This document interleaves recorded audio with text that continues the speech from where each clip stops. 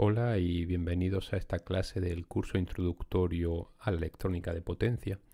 Esta clase inaugura la sección del curso dedicada a perfilar la visión general de los dispositivos semiconductores para potencia o para la electrónica de potencia.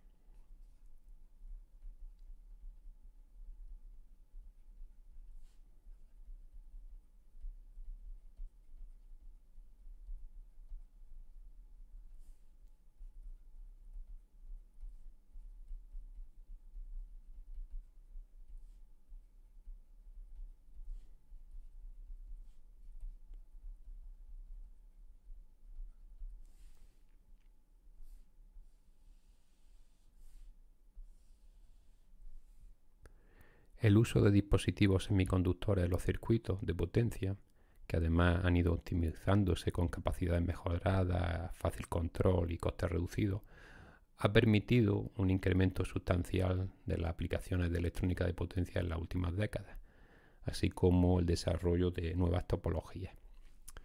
En esta lección lo que trataremos será un resumen de las características finales de voltaje, corriente y conmutación de dispositivos habituales en el ámbito de la electrónica de potencia, teniendo en cuenta además que a veces en el análisis y diseño de topologías se asumen características ideales para no empañar los fundamentos de la operación del circuito.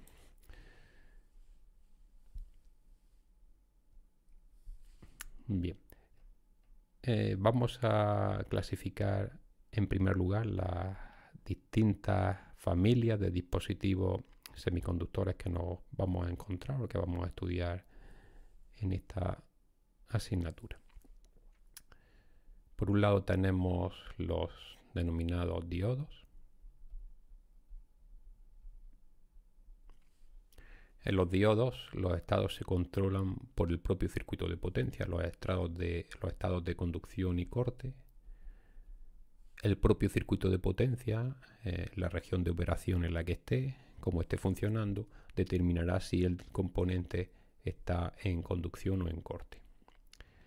La siguiente familia de dispositivos son los denominados tiristores.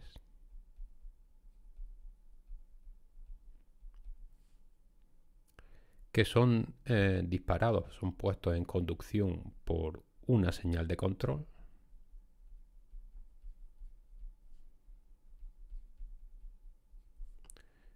Pero el corte, normalmente, salvo alguna excepción, se realiza a través del propio circuito. El propio circuito es el que determina cuando el dispositivo deja de conducir.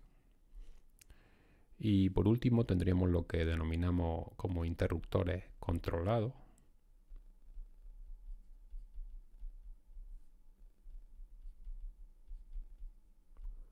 Los más conocidos son los transistores, que se ponen en conducción, se encienden y se apagan, podríamos decir, mediante señales de control.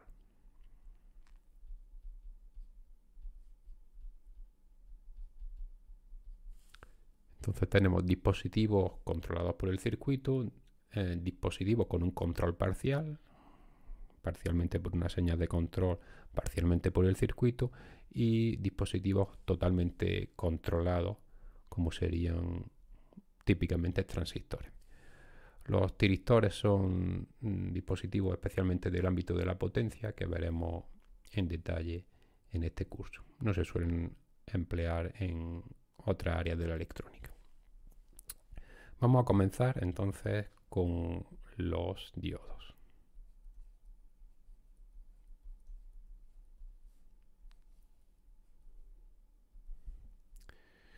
El diodo es un dispositivo semiconductor que tiene una simbología como la que estoy representando aquí. El terminal positivo, podríamos decir, se denomina ánodo, el terminal negativo se denomina cátodo. Internamente está compuesto por una unión de semiconductores, un semiconductor de tipo P con un semiconductor de tipo N. Un semiconductor de tipo P quiere decir que si el diodo está fabricado en silicio, el silicio está contaminado, el silicio en grado electrónico está contaminado de forma controlada con impurezas trivalentes, típicamente, por ejemplo, aluminio, oro, indio, galio también. Y el semiconductor tipo N, ese silicio con pureza en grado electrónico, se contamina de forma controlada con impurezas pentavalentes, como podría ser el fósforo, el antimonio, el arsénico, con un determinado proceso de fabricación que nos da lugar a esa unión y luego como resultado la característica típica de un diodo que vamos a representar en esta gráfica. Si en el eje Y representamos la corriente del diodo y en el eje horizontal, el eje X, la tensión del diodo, la tensión en este caso ánodo-cátodo,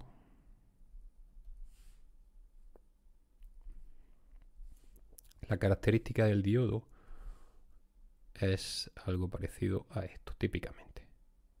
Hay una curva exponencial para tensiones ánodo-cátodo positivas, para tensiones ánodo-cátodo negativas prácticamente no hay corriente, y luego aquí vamos a poner puntos suspensivos porque la tensión sería mucho más negativa de lo que en esta escala estamos reflejando. Para una tensión suficientemente negativa se produce una ruptura del diodo, la ruptura de la característica de bloqueo.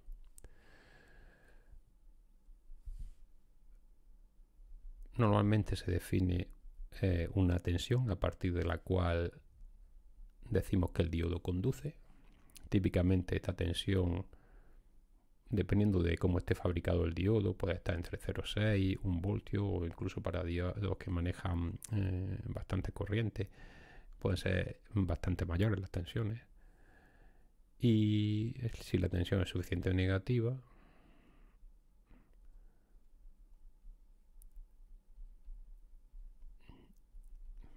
pues se produce una corriente de fuga muy importante que puede acabar destruyendo el diodo.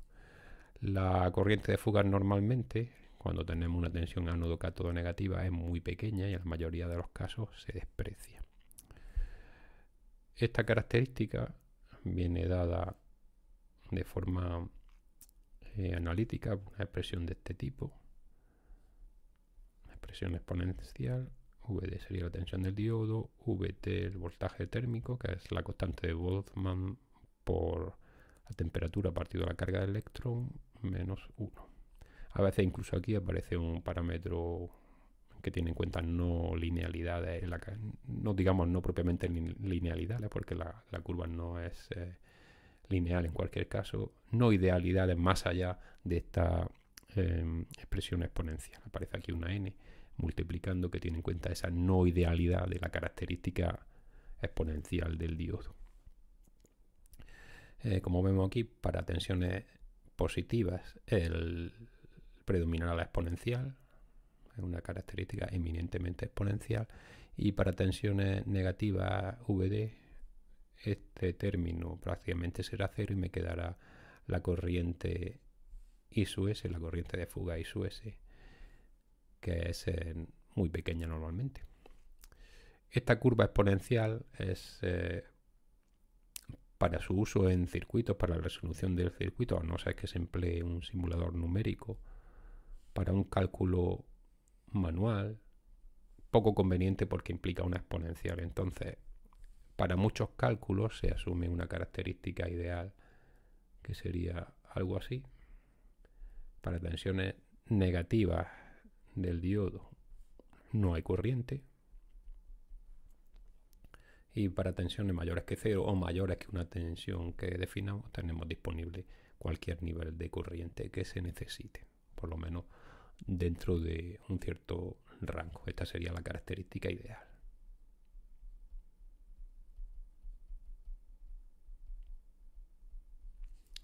En el mundo de los diodos existen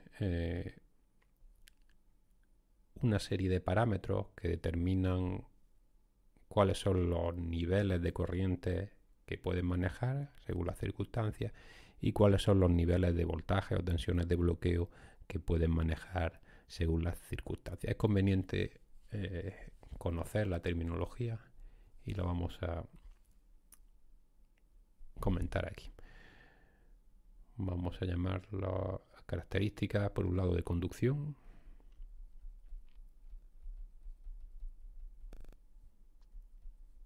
parámetros característicos de conducción,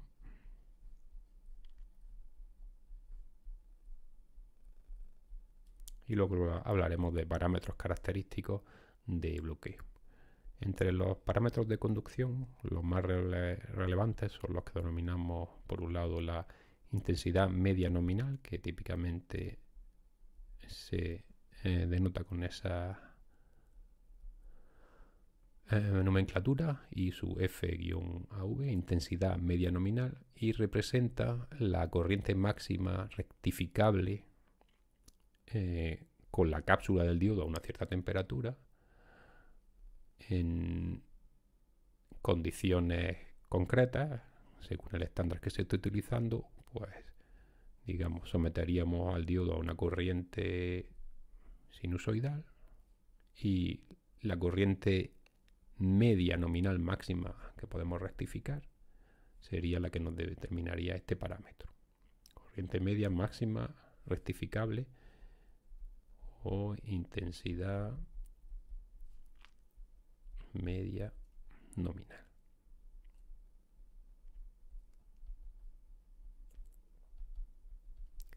Otro parámetro de interés en el ámbito de los diodos es el que se denomina la intensidad de pico repetitivo, y FRM, que se define como la máxima intensidad que puede soportarse cada 20 milisegundos, típicamente en picos de 1 milisegundo. La definición puede cambiar según el estándar que se emplee. Esta es una de las que aparecen habitualmente en hojas características, pero puede cambiar. Intensidad de pico repetitivo, y sería la máxima intensidad que puede soportarse cada 20 milisegundos en picos de 1 milisegundo. Entonces, cada 20 milisegundos hay un pico de intensidad, 20 milisegundos de 1 milisegundo. El valor máximo de esta intensidad, que es soportable por el diodo sin producir su ruptura de forma indefinida, sería esa intensidad de pico repetitivo. Y el otro parámetro típico que determina las características de conducción del diodo es lo que denominamos la intensidad de pico único, y FSM,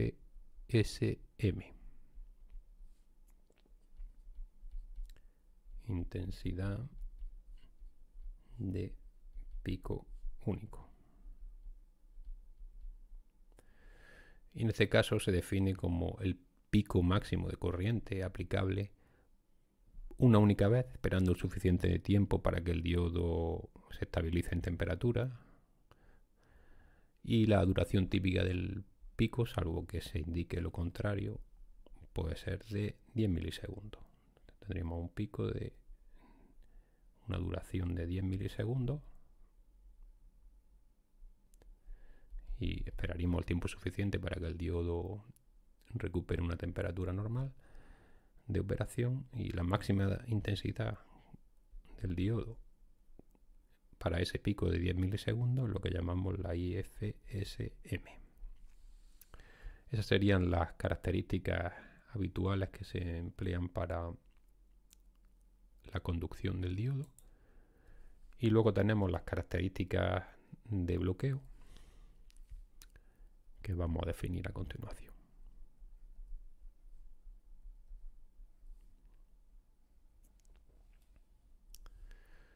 Por un lado tenemos la VRWM, la tensión inversa de trabajo, tensión o voltaje, tensión inversa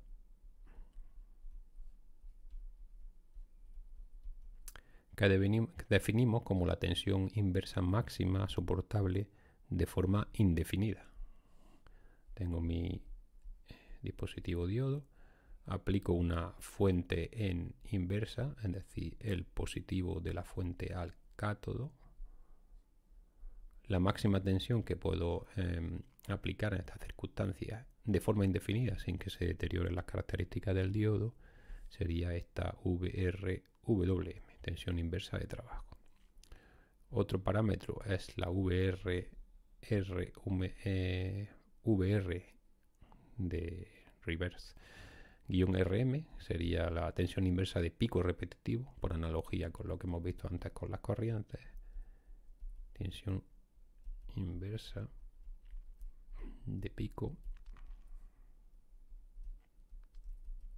repetitivo, que es la máxima tensión inversa soportable en picos de 1 milisegundo cada 10 milisegundos. Típicamente se define así, aunque dependiendo del fabricante, del estándar que utilice, la definición podría ser otra. Entonces, si ponemos aquí el tiempo y la tensión que aplicamos en el diodo, una definición posible es picos de 1 milisegundo cada 10 milisegundos.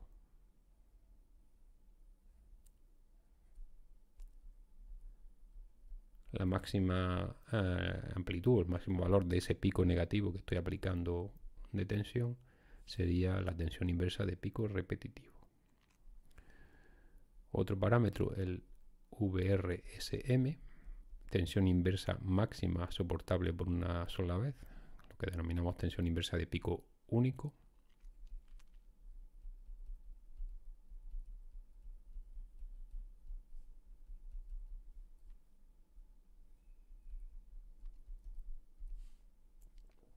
Sería, como digo, la tensión inversa máxima soportable por una sola vez, típicamente durante 10 milisegundos. Entonces tenemos una característica, bueno, para hacerlo no está en escala con la gráfica de arriba, esto ahora serían 10 milisegundos. 10 milisegundos. Esto sería el tiempo, la tensión del diodo. Y esperaríamos suficiente tiempo antes de volver a repetir este experimento como para que el diodo recupere su característica original en términos de temperatura. Esta máxima tensión negativa es lo que llamamos la VRSM, tensión inversa de pico único. Y por último tendríamos la tensión de ruptura, VR o overrated, tensión de ruptura, que es la que provocaría la destrucción, el deterioro de las características del diodo de manera irreversible, a no ser que se empleen algunos mecanismos para limitar la corriente. Entonces, una vez que alcanzamos esta tensión, el diodo se le producen ciertos procesos de avalancha que, si no se limita la corriente, acabarán deteriorándolo de forma irreversible. Bueno, y esas son características típicas de los diodos. Tengo por aquí alguna hoja característica para mostrarla como ejemplo. Aquí aparece, por ejemplo, la familia 1N4001 al 1N4007 y pueden verse algunos de estos parámetros, como hemos comentado, aparecen típicamente en las hojas. No todos, dependiendo del fabricante, colocan más o menos, pero... Y bueno, también interesante comentar que normalmente cada fabricante define, de acuerdo a un determinado estándar, cómo está hecho el experimento. Los valores que hemos dado aquí de corriente durante 2 milisegundos, cada 10 milisegundos, dependen de las características del fabricante. Entonces normalmente están bien especificados. Bueno, vamos a hablar ahora de la disipación estática en un diodo.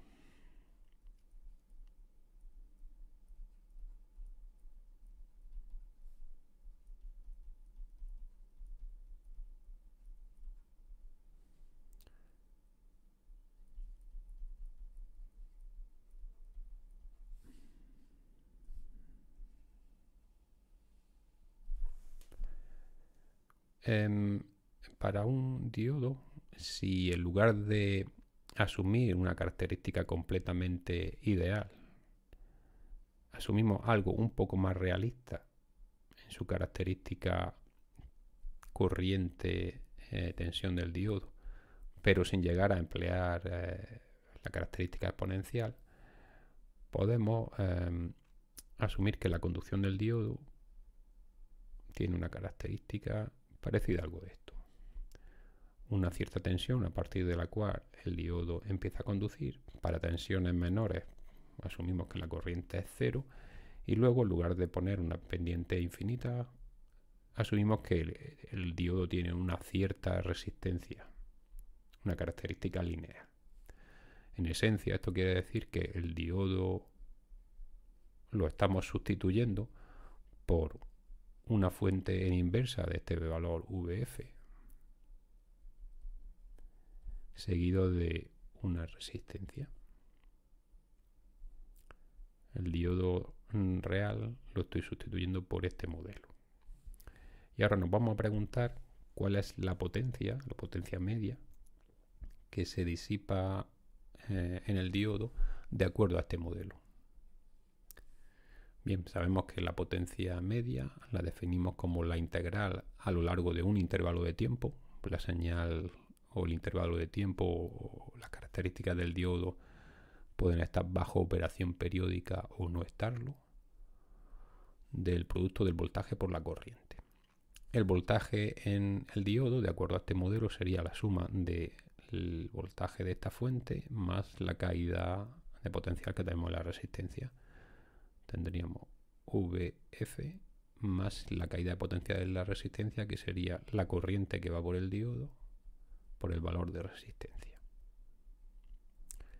Voltaje por corriente. Eso es la potencia instantánea integrada y promediada, nos daría la potencia media, diferencial de tiempo. Entonces podemos separar esta integral en dos. Por un lado me quedaría la integral de la tensión del diodo en conducción debida a esa fuente que consideramos, más integral de 0 al final del intervalo que considere de I sub d al cuadrado por la resistencia del diodo. Me quedaría esa expresión. VF es una constante, la saco fuera de la integral y me quedaría 1 partido t la integral de I sub d diferencial de tiempo, que es la definición de la media de I sub d.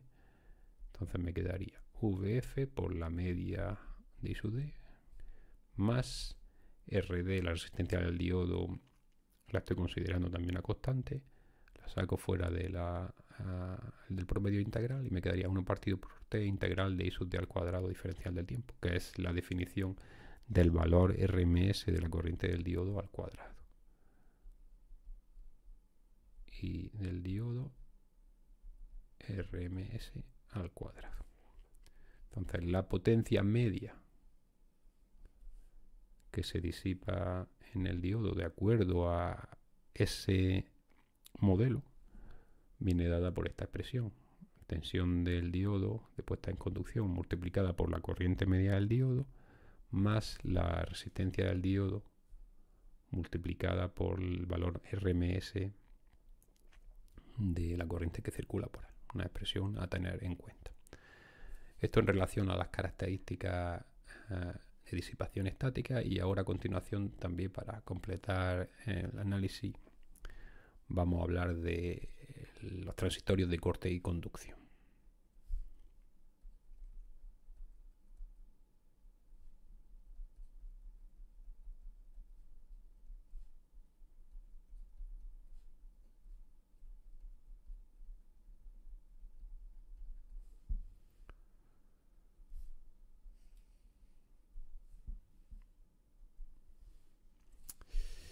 En general, el transitorio de puesta en conducción del diodo suele ser más rápido que el resto de transitorios asociados a la operación del circuito de potencia donde se encuentre.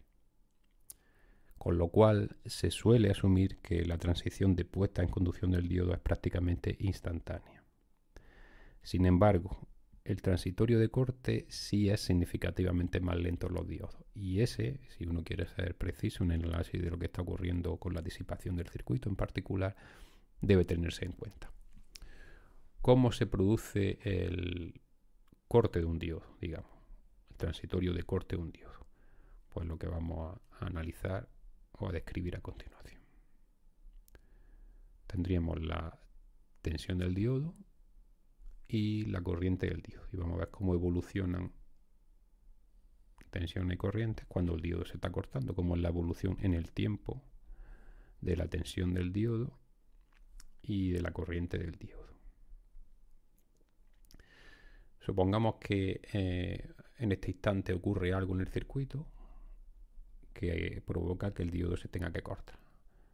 El diodo no es un dispositivo controlado, es un dispositivo que la operación de corte y puesta en conducción la determina la operación del propio circuito. No hay un terminal externo que me permita ponerlo en conducción o cortarlo. Si hasta este momento el diodo estaba en conducción, pues tendría una pequeña caída asociada a la caída de potencial que tienen los diodos en conducción, y habría una cierta corriente circulando por él, la que fuera. En los valores concretos dependerán de la característica particular de ese diodo. Y en ese instante algo ocurre en el circuito que provoca que haya un cambio de polaridad, la corriente se corte y el diodo se quiera cortar. Si analizásemos con un osciloscopio con suficiente resolución temporal qué está ocurriendo en el circuito, qué está ocurriendo en el diodo en particular, lo que veríamos sería que la corriente del diodo tiene una transición parecida a la que voy a representar aquí. Entonces es una simplificación, las curvas son un pelín más complejas, pero algo parecido a esto. La corriente del diodo disminuye, cruza por cero, se hace cero y cruza por cero, llega a un cierto valor mínimo y luego se recupera a cero. Durante este intervalo de tiempo, la tensión del diodo permanece a la tensión de conducción, y es cuando se alcanza este mínimo de corriente, que se denomina la corriente de recuperación inversa del diodo, la IRR. Cuando se llega a ese valor mínimo de corriente, valor negativo, entonces la tensión del diodo pasa a ser la tensión de bloqueo, la que le corresponda en el circuito. Tendrá una tensión inversa, la tensión negativa entre ánodo y cátodo, que será esta que aparece aquí. Vamos a llamarla V, tensión de ánodo cátodo inversa, la de bloqueo que corresponda. Bien, estas son en términos generales las características.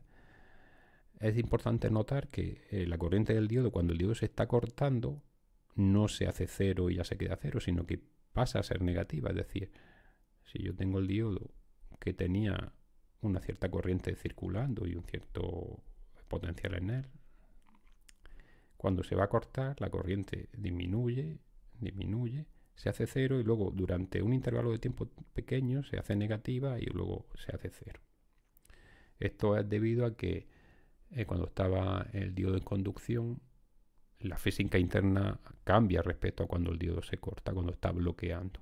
Entonces, los portadores minoritarios que había en la conducción del diodo tienen que ser eliminados y o recombinados, y para eso hace falta que la corriente, digamos, sea entrante y esos portadores salgan y se recombinen. El proceso físico del corte es lo que nos da lugar a esta corriente negativa, que en principio puede ser un poco contraproducente con lo que uno suele pensar de un diodo, que la corriente no puede ir al revés. Pero durante un pequeño intervalo de tiempo, cuando se está cortando, sí es verdad que hay una pequeña corriente negativa, cuyo pico es lo que denominamos la corriente inversa de recuperación. Estos tiempos, desde que la corriente cruza por cero hasta que se llega a la corriente inversa de recuperación, tienen un nombre.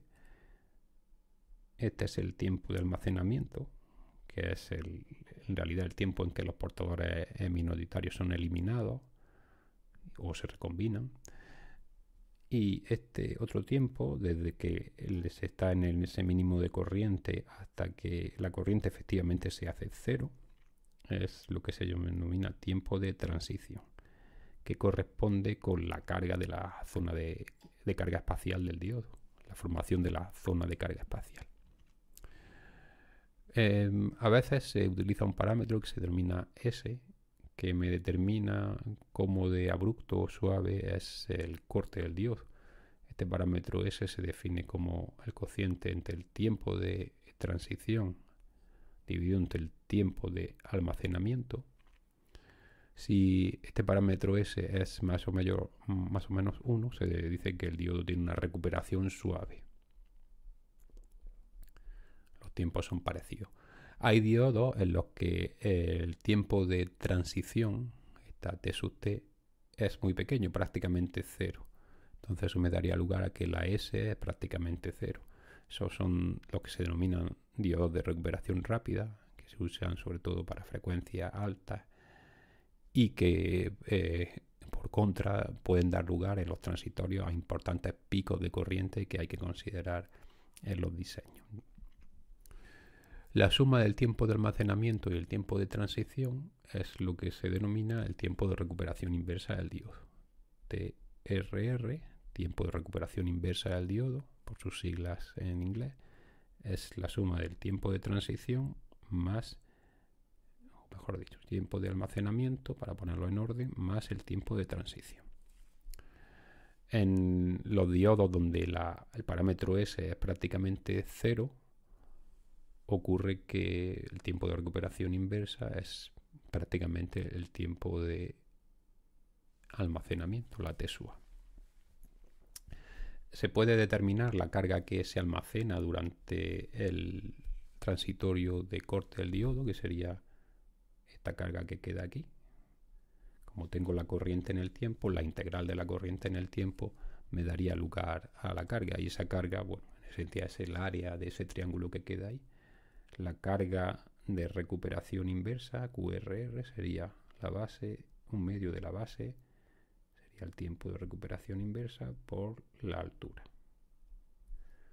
Eso me daría la carga que se almacena. Si estamos en un caso en el que tenemos un diodo de recuperación rápida, entonces esa carga QRR vendría dada por el tiempo de almacenamiento. El tiempo de almacenamiento por la corriente de recuperación inversa. Ese pico de corriente se puede determinar si yo conozco esta pendiente, la pendiente con la que la corriente del diodo va cayendo, cruza por cero, llega a ese mínimo. Esta derivada de la corriente del diodo respecto al tiempo multiplicada por el tiempo de almacenamiento me daría cuánto vale ese valor mínimo. Lo vamos a escribir aquí aparte.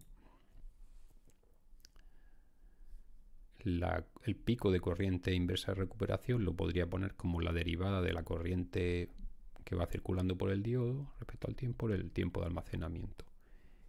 Si estamos con un diodo de recuperación rápida, esto para un diodo de recuperación rápida, hemos dicho también que la carga de almacenamiento la puedo poner como un medio del tiempo de almacenamiento por IRR. Aquí estoy poniendo a veces la subíndice minúscula en mayúscula. Nótese eso. Combinando estas dos expresiones puedo, por ejemplo, eliminar la T sub A de ambas y me quedaría que la carga de almacenamiento sería un medio de IRR entre la derivada de la corriente del diodo por IRR. O podría despejar la IRR, que sería en este caso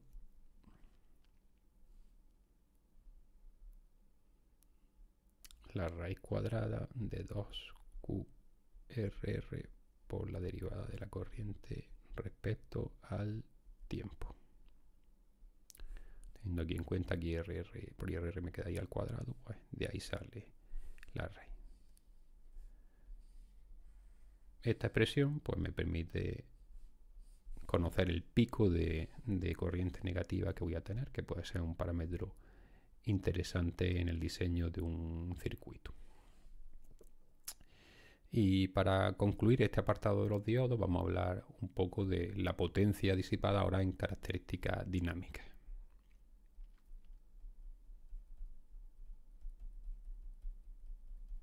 En esta conmutación dinámicas de corte del diodo, ¿cuál sería la potencia disipada?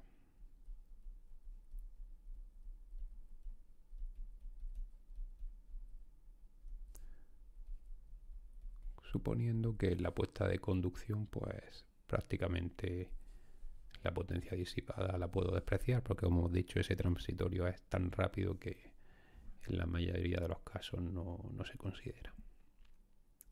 Voy a volver a copiar aquí cómo es la característica en términos de tensión y de corriente cuando el diodo se está cortando. Tenemos una cierta tensión de conducción que vamos a asumir prácticamente cero. A partir de un cierto instante algo ocurre en el circuito que hace que el diodo se corte. Aquí tenemos la tensión del diodo, la corriente del diodo y el tiempo. Había una cierta corriente circulando, algo ocurre en el circuito que hace que se quiera cortar el diodo, la corriente disminuirá, llegará al valor mínimo en el IRR y luego volverá y ya se quedará en cero. Y solo hasta que lleguemos a ese valor mínimo, la tensión del diodo no pasará a ser la de bloqueo. V reverse de bloqueo. Esta tensión la vamos a asumir cero, la tensión en conducción del diodo prácticamente cero en relación a lo que luego puede bloquear. Entonces me voy a preguntar por cuál es la potencia que estoy disipando en esta conmutación. Si en este primer tramo estoy asumiendo que la tensión es cero, el producto V por I, si esta tensión prácticamente es cero, será cero. Lo importante vendrá aquí, cuando tengo corriente y tensión suficientemente grande. Bien, entonces la potencia media disipada en la conmutación, si considero un determinado intervalo de tiempo, si por ejemplo el diodo está operando de forma periódica y cada cierto tiempo conmuta, la potencia media que disiparía en ese periodo sería la integral a lo largo de ese periodo de la tensión del diodo por la corriente del diodo, diferencial de tiempo. En primer tramo de la conmutación vamos a despreciar la potencia que se disipa, por lo que hemos dicho de que la tensión que cae es prácticamente cero, y me quedaría en ese caso que la potencia disipada sería la tensión que tengo en el diodo, VR en el segundo tramo, en el tiempo de transición, por esta corriente, por la corriente del diodo, que puedo parametrizar y determinar la recta, pero como al final lo que me queda es la multiplicación de una recta por un triángulo, pues lo vamos a hacer de una manera más sencilla, considerando igual el área del triángulo. Este tiempo sería el tiempo de almacenamiento. Entonces me quedaría finalmente 1 partido por t, VR es una constante, y el área del triángulo, que sería la integral de la corriente del diodo diferencial de tiempo, que sería 1/2 de la base T sub A por la altura IRR. Y si reagrupo un poco esto, me quedaría la corriente de pico IRR por VR por el tiempo de transición, perdón, aquí he puesto tiempo de almacenamiento, pero este es el tiempo de transición, me he equivocado. Tiempo de transición, T sub T. El tiempo de almacenamiento sería este primer intervalo.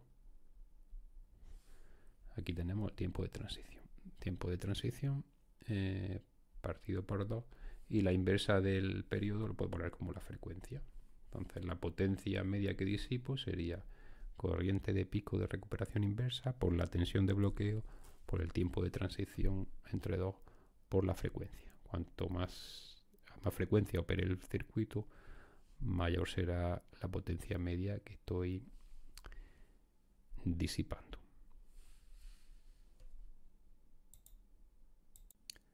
Vamos a pasar a continuación, una vez conocidas las características fundamentales de los diodos que debemos tener en cuenta en el ámbito de la electrónica de potencia, a pasar a considerar las características deseables de un interruptor controlado.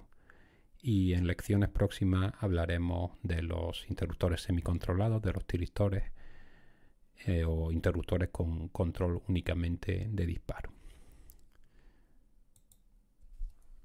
Entonces vamos a pasar a hablar de características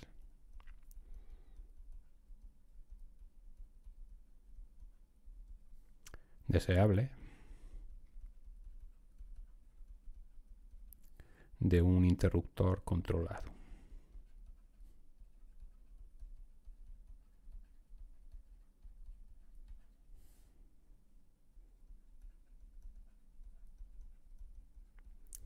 Dentro de estos interruptores controlados vamos a considerar fundamentalmente transistores bipolares de unión, BJTs por sus siglas en inglés, transistores de efecto campo, MOSFET,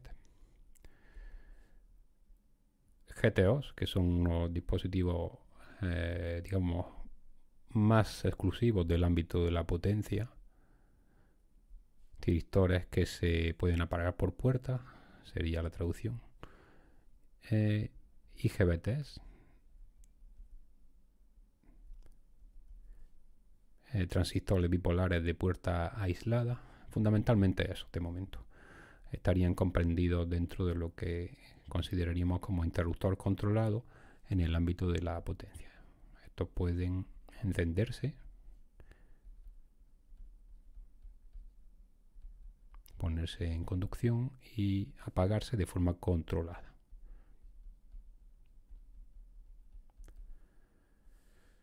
De forma ideal, que nos gustaría que tuviera un interruptor, que lo vamos a, entre comillas, emular con uno de estos semiconductores, uno de estos dispositivos semiconductores. Bueno, pues ese interruptor me gustaría que fuese capaz de bloquear cualquier voltaje directo o inverso sin fugas de corriente. Es decir, estando abierto, fuese capaz de soportar cualquier voltaje que yo pusiera entre sus terminales extremos. También me gustaría que fuese capaz de conducir cualquier corriente sin una caída de voltaje significativa cuando esté en conducción.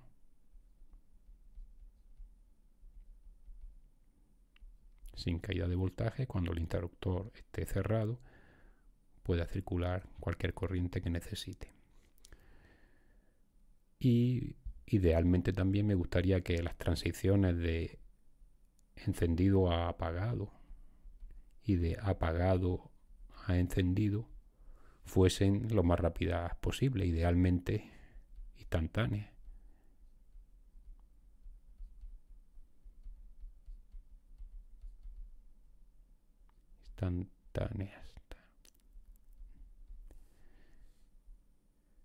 En cualquier caso, también que la potencia que necesite para controlarlo, ya que son dispositivos controlados, tendrán un terminal que me permitirá decidir el estado de conducción.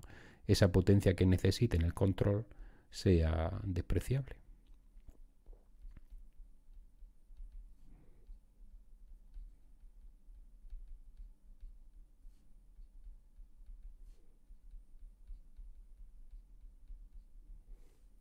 Fundamentalmente esas 4 características serían las que nos gustaría que nuestro interruptor ideal tuviese.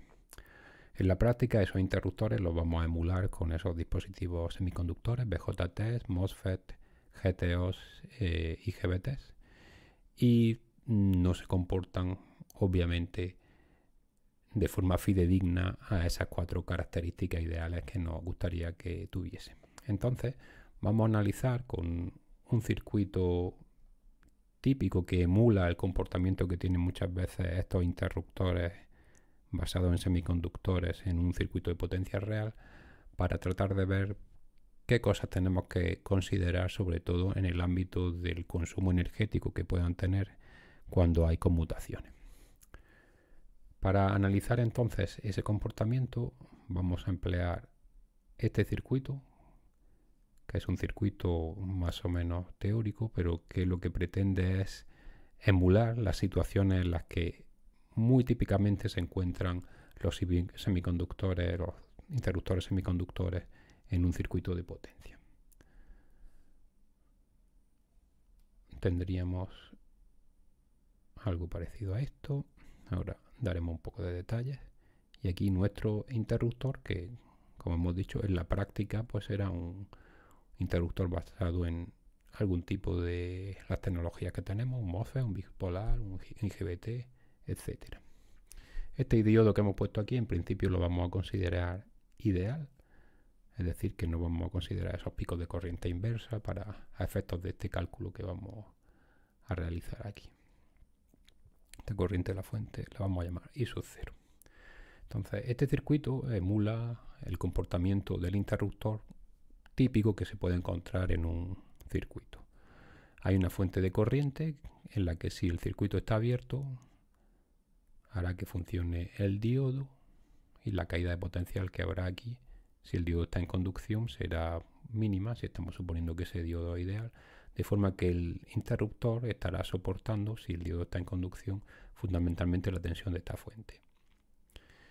Cuando el interruptor esté cerrado, entonces permitirá el flujo de corriente de la fuente, el diodo quedará cortado y tendremos una situación en la que toda la corriente acaba pasando por el interruptor. Esta fuente en la práctica pues viene a simular situaciones en las que tenemos bobinas y se producen cambios lentos en la corriente y hay que poner diodos de protección para que haya caminos disponibles para el traspaso de corriente entre un dispositivo y otro. Como digo, un esquema de una situación que de forma más compleja nos podemos encontrar.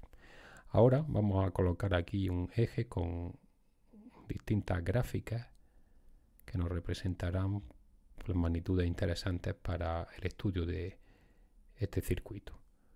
Vamos a suponer que habrá una cierta señal de control que será la que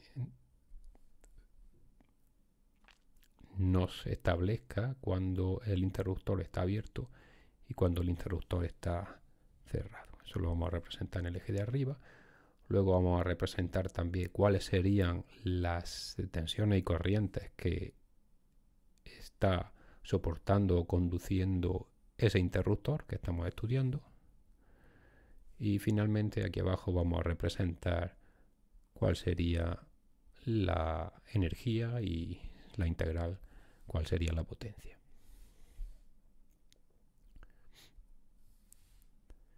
Todo esto evoluciona en el tiempo.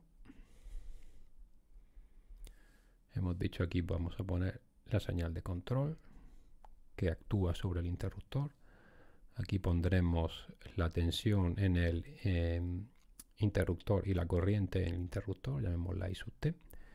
Y aquí abajo vamos a representar el producto de tensión y corriente del interruptor, sería la potencia instantánea, que nos permitirá ver cuáles son las zonas críticas en términos energéticos.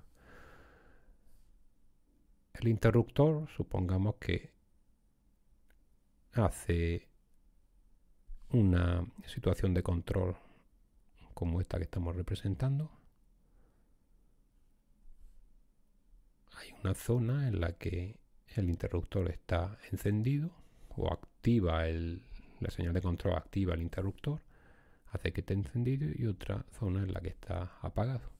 La señal de control hace que el interruptor esté abierto. Si inicialmente estábamos en una señal donde el interruptor está abierto, entonces tenemos que la corriente de esta fuente circulará por el diodo. Si la corriente circula por el diodo, la caída de potencial, supuesto ideal, será prácticamente cero y la tensión, el voltaje que está soportando el interruptor será VD. Entonces la tensión, lo vamos a pintar en azul, será VD. Y en esas circunstancias, la corriente que circula por el interruptor será cero. Y aquí el producto de V por corriente, será cero. Pintarlo en verde. Bien, llegado a un determinado momento, se produce un cambio en la señal de control del interruptor que hará que éste se cierre. Ahora bien, el cierre en términos realistas no será instantáneo. La corriente que circula por el interruptor empezará a crecer, de ser cero empezará en una situación realista progresivamente a crecer, y mientras la corriente esté creciendo, mientras no alcancemos por aquí, por el interruptor, una corriente I sub 0, la diferencia de corriente estará circulando por el diodo. Hasta que la corriente que circula por el diodo no sea cero, el diodo no se podrá cortar. Entonces, hasta que el diodo no se corte, habrá una caída de potencial, idealmente cero en él, y el interruptor seguirá soportando VD. Entonces, de una manera aproximada, vamos a suponer que se produce el cambio de una manera lineal. Habrá un cierto retardo en general, podemos considerar también eso, hasta que el interruptor responda, y la corriente subirá de una manera más o menos lineal hasta alcanzar el valor I sub 0. Vamos a asumir que hay un cierto retardo para ser un poco más realistas. ¿Y qué ocurrirá con el voltaje que soporta el interruptor? Pues mientras toda la corriente, como hemos dicho, no circule por el interruptor y haya parte de la corriente circulando por el diodo, la tensión que hay en el interruptor será VD. Cuando toda la corriente pase a circular por el interruptor, el diodo se cortará. En principio, el supuesto ideal lo hará de una manera abrupta, y entonces podrá caer la tensión del interruptor al valor mínimo que tenga en conducción. Vamos a suponer que tiene una cierta resistencia y pues habría una cierta caída de potencial en conducción. Y esta situación ya se mantendrá hasta que haya un nuevo cambio de estado. Tendríamos la corriente y una cierta caída de potencial del interruptor en conducción. Luego, cuando hay un nuevo cambio en la señal de control, en este caso para abrir el circuito, la situación que nos encontraría sería similar. Habrá un cierto retardo en general, para ser un poco más realista, hasta que el interruptor responda. Vamos a ponerle nombre a las cosas. Esto sería el retardo de la puesta en conducción y este sería el retardo del corte.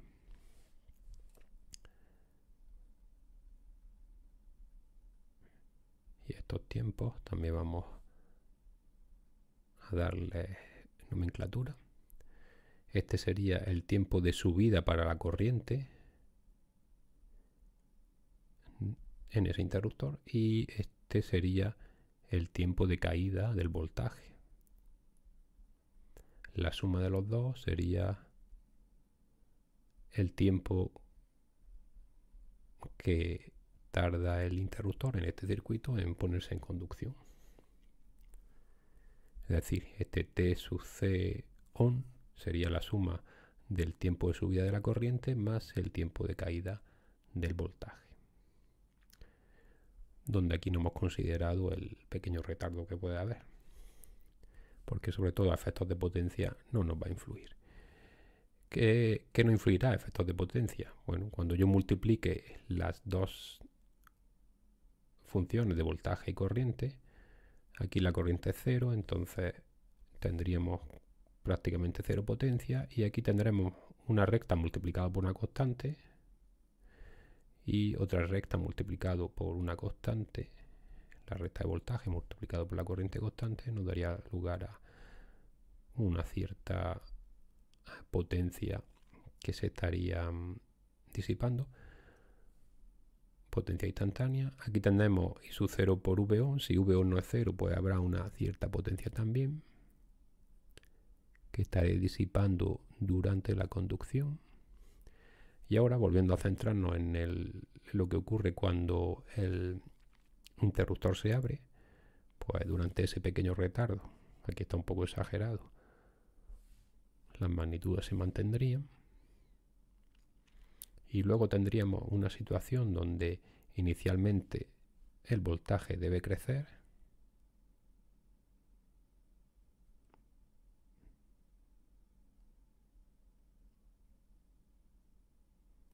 hasta la tensión VD, el voltaje va aumentando y luego la corriente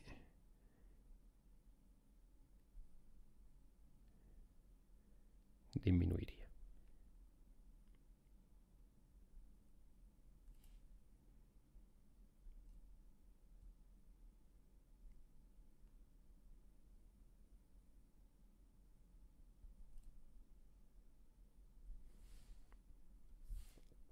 Es, digamos, un poco a la inversa de lo que ocurre con la puesta en conducción. ¿Por qué? Pues inicialmente que el voltaje aumente quiere decir que en definitiva está aumentando el voltaje en este punto, lo cual está disminuyendo la diferencia de potencial entre ánodo y cátodo del diodo. Cuando ésta sea cero, entonces el diodo efectivamente puede entrar en conducción. Parte de la corriente que venía por el interruptor progresivamente irá disminuyendo, irá pasando a circular por el diodo. Entonces la corriente que vemos en el interruptor irá cayendo hasta llegar a cero. Pero primero el potencial debe elevarse para que la caída de potencial del diodo sea cero, para permitir su conducción. Y esa sería la situación de conmutaciones que tenemos. Aquí de manera similar, pues tenemos una potencia que se disipa como el producto de voltaje por corriente y voltaje por corriente otra potencia. Son, digamos, las zonas importantes donde vamos a tener una mayor disipación energética. Igual que antes podemos dar nomenclatura a estos tiempos. Este sería el tiempo de subida del voltaje. Este sería el tiempo de caída de la corriente y este es el retardo del corte, en el caso de que sea algo que tengamos que considerar. Como hemos comentado antes, el aspecto más importante es qué ocurre en términos energéticos, en términos de disipación de potencia, dónde voy a perder la energía cuando este circuito esté conmutando. Y según esta gráfica que tenemos abajo, que nos representa la potencia instantánea, estoy perdiendo aquí la energía, sobre todo en estas transiciones de conmutación. Podemos calcular con la integral cuánta es esa energía. La energía involucrada en la puesta en conducción sería el área de ese triángulo, un medio de la tensión máxima por la corriente máxima, que sería la altura, VD por I0. Este pico es lo que hemos llamado VD por I0, igual que este pico, I0 por VD.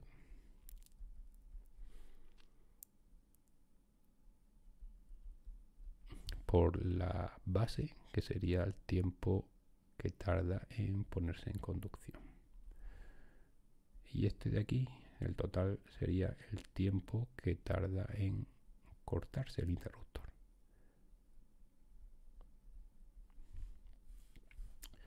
Entonces, de manera análoga, la energía involucrada en el corte de ese interruptor sería un medio de VD por I0 por el tiempo necesario para que se corte.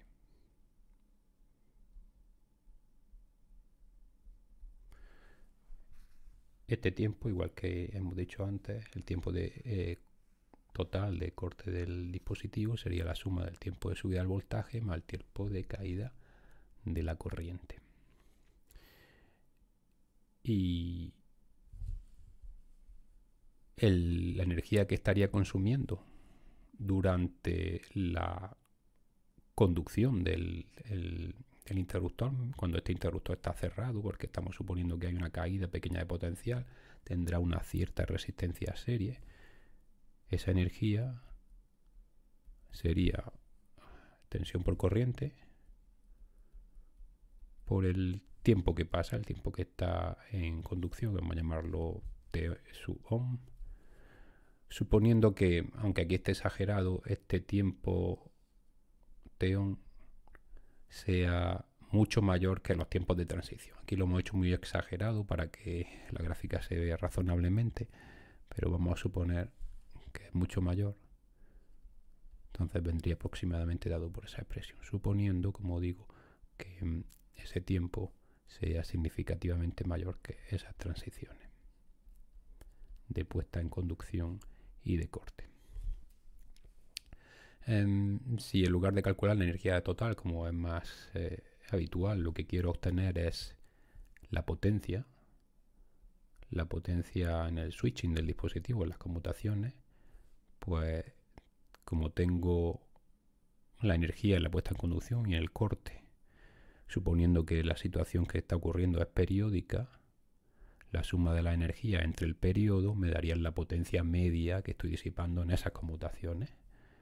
Entonces tendría un medio de Vd por I0 por la frecuencia de conmutación, o dividido entre el periodo, voy a ponerlo por la frecuencia de conmutación, sumado con los tiempos de puesta en conducción y de corte.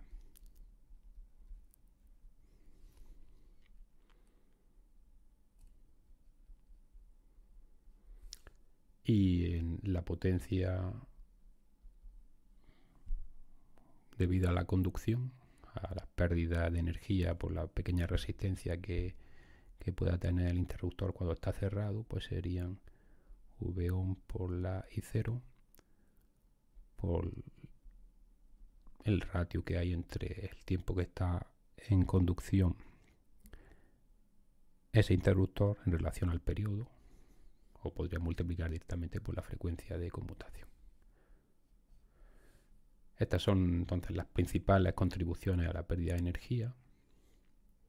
Y es interesante notar que la potencia que se pierde es proporcional a la frecuencia de conmutación y también a esos tiempos de conmutación. Entonces, si por determinadas razones me interesa una frecuencia de conmutación elevada, sobre todo para hacer el circuito más compacto, también tendré que vigilar que si la frecuencia de conmutación global del circuito es mayor, me interesa escoger dispositivos que tengan unos tiempos de conmutación entre estados de puesta en conducción y corte y viceversa, que también sean lo más cortos posible para atenuar esa indeseada pérdida de potencia.